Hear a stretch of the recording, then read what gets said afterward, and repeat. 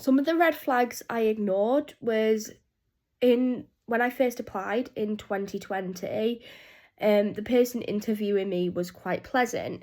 But when I had an interview in 2021, they were not very nice to me in the interview. And it was things like, so if you've got issues with certain health professionals now, how do you expect to work with them? And fortunately, I was able to sort of respond to that and be like, well, actually, I do work with them daily, actually, as a HCA. So I know I can work with them. But they were not very nice during the interview, and I didn't actually feel good after my interview either, so that was a red flag I ignored.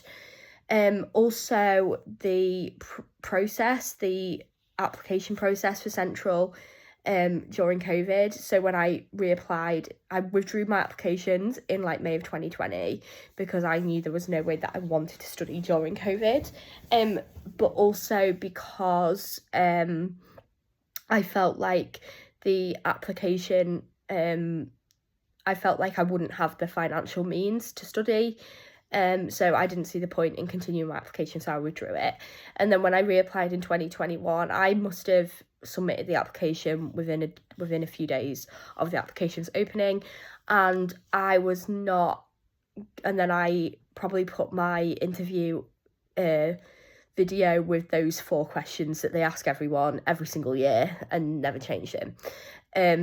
And honestly, I really I submitted it in the Christmas, and then I didn't hear anything by the February, and it wasn't until I think it was the April that I ended up eventually getting interviewed. And the only reason why I got interviewed in the April was because I complained and pointed out I felt like it was unfair to make me wait 7 months when I applied literally when applications first opened. And obviously the longer you go throughout the year and you're not interviewing, that means more places will have gone, and that significantly reduces the chances of you being able to get a place in the first place. So yeah, that wasn't good. Whereas there was another provider where the application to interview and then offer process took a grand total of 2 weeks. For Anglia Ruskin, I applied late September, had my interview 1 week later, and then was offered a place within the week after. So it was literally 2-3 weeks max. The whole thing was done by the middle of October, whereas with them it took all the way till April, and that was only with me complaining. So that was a major red flag that I ignored. Obviously, I've talked about that sort of sinking feeling of dread that I had. That was another thing that I ignored. Another red flag is a £1,000 deposit. I think asking students to pay £1,000 for a deposit is extortionate. Maybe a few hundred, but 1,000, that's also, for me, just not quite right. Also, another red flag I ignored was I emailed the course leader to ask specifically about what kind of therapy sessions I would need, and he was really vague. That same course leader had also been quite defensive when someone asked him what the advantages of studying drama therapy were in comparison with like mental health nursing, and he wasn't able to answer the question, and he basically sidestepped it. So that was another red flag.